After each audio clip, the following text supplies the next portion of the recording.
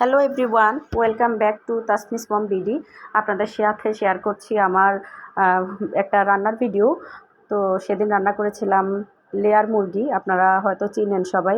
আসলে এই ভিডিওটা মূলত আমার পার্সোনাল রান্না শেয়ার করার উদ্দেশ্যে আপনাদের সাথে শেয়ার করছি। আমি কাউকে রান্নাবান্না শেখানোর উদ্দেশ্যে শেয়ার করছি না।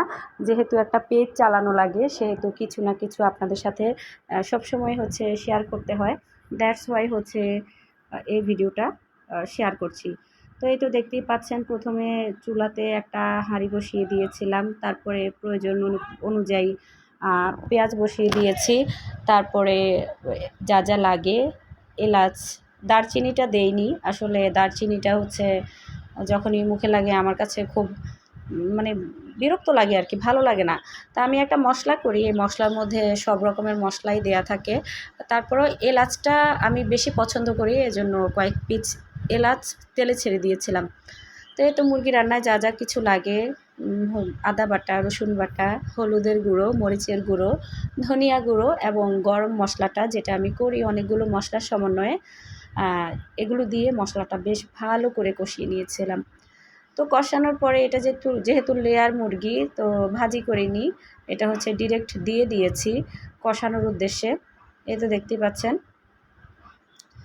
সব কিছু দেয়া হলে, মুরগির সবগুলো পিস দেয়া হলে আমি এটা ভালো করে নেড়ে চেড়ে নিচ্ছিলাম, ভালো করে কষাচ্ছিলাম। আর তেলের পরিমাণটা মশলার মধ্যে একটু কমই লাগছিল, ইচ্ছে করেই কম দিয়েছি, কারণ এই মুরগিতে এক্সট্রা তেল থাকে, তেলটা উঠে। আর এই মুরগিটা আমি যখনই রান্না করি চেষ্টা করি চামড়াটা সহ যেন থাকে। হাঁসের মাংসের মতো চামড়াটা আলাদা করি না, চামড়াটা এটার বডির সাথেই থাকে।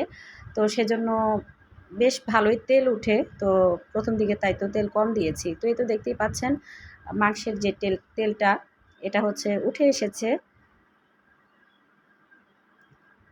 মোটামুটি ভালো করে কষানো হয়ে গিয়েছে। আরও ভালো করে কষাচ্ছিলাম, কারণ লেয়ার মুরগিটা খেতে স্বাদ হলেও এটা কিন্তু বেশ শক্ত। হ্যাঁ, ভালো করে সেদ্ধ না করলে দেখা যায় যে অনেক সময় বেশ পেইন দেয়। তো আমি কষাচ্ছিলাম। যেহেতু রাতের বেলা ছিল, একটু কষ্টই হচ্ছিল। এক হাতে ক্যামেরা ধরতে হয়েছিল, আর এক হাতে টর্চ লাইট ধরতে হয়েছিল, আর পাশের চুলায় অন্য একটা রান্না ছিল। তো আপনাদের সাথে বলেছি, আমার ঘরে যে কোনো কিছু রান্না হবে মানে মাংসের আইটেমের কথা বলছি, আলু দিতেই হবে, কারণ আলু আমরা সবাই পছন্দ করি। তো এই তো আলু দিয়ে নিলাম। আলুগুলো সাইজ ছোট ছোট ছিল, সেজন্য পিস করে নিই, আস্তই ছিল। তো এই তো আলুগুলো দিয়েও বেশ ভালো করে নাড়াচাড়া করছিলাম। অনেক সময় নিয়েছিল মুরগিটা রান্না করতে। আসলে সময় লাগলো, এই মুরগিটা খেতে অনেক ভালো লাগে। আসলে কষ্ট হয় আর কি, এই মুরগিটা রেডি করাটাও খুব বেশি কষ্টের। তো এই তো দেখতেই পাচ্ছেন, বেশ ভালো করে কষিয়ে নিয়ে তারপরে যখন বুঝলাম যে আর কষানোর প্রয়োজন নেই, একদম কষানোর লাস্ট স্টেপে চলে আসছে, তখন পানি দিয়ে এটাকে সেদ্ধ করে নিয়ে নিয়েছিলাম। তো এই তো দেখতেই পাচ্ছেন, এটা আমাদের ফাইনাল লুক মাংস রান্নার। তো ভিডিওটি কেমন লাগলো সবাই একটু কমেন্ট করে জানাবেন। আসলে আমি রান্না করতে গেলে তেমন আহামরি আড়ম্বর করে রান্না করি না, আমি আমার মতো করেই করি। তো ধৈর্য সহকারে এতক্ষণ ভিডিওটি দেখার জন্য ধন্যবাদ।